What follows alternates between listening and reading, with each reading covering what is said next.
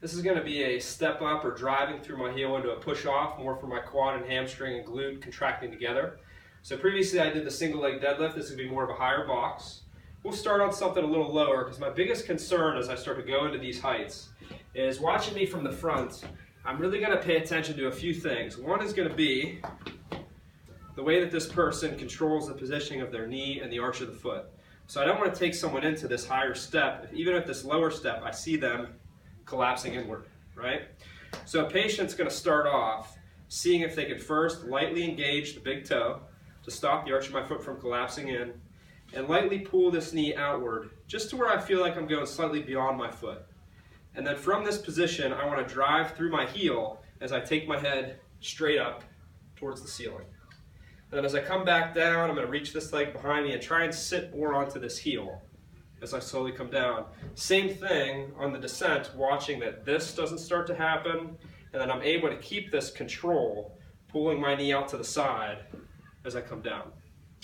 So this is going to be a position that I'll start off having to move very slowly to get the right pattern. And I'll try and mix it in with arm motion that mimics gait or running.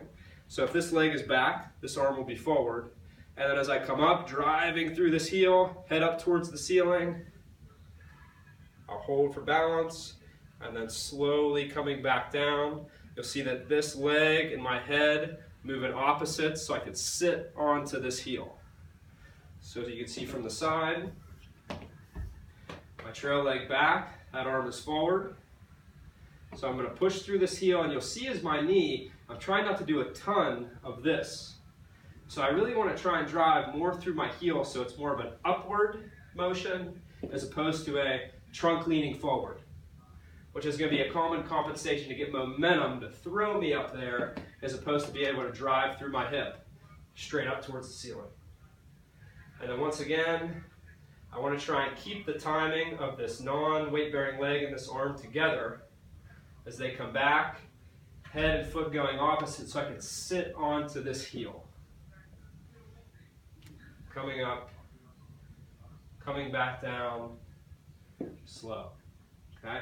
And then this is something I'll start to train at a quicker rate once they've had that pattern down to mimic that push off that they need to drive up. So I'll let that toe just touch. Coming up a little quicker. You'll see I get a little forward trunk on that reach back, but I just want to make sure I don't over exaggerate that, especially on the push off. So I am coming forward a little, but I'm not letting myself really throw my body this way or really let this knee come forward to drive only through my quad. And then we have a bigger box, which similar motion but increases the challenge. Now I'm going to get a little deeper into this back of my hamstring and hip to be able to accomplish this higher step. The higher box is going to be nice to really make me drive more through this hip up towards the ceiling.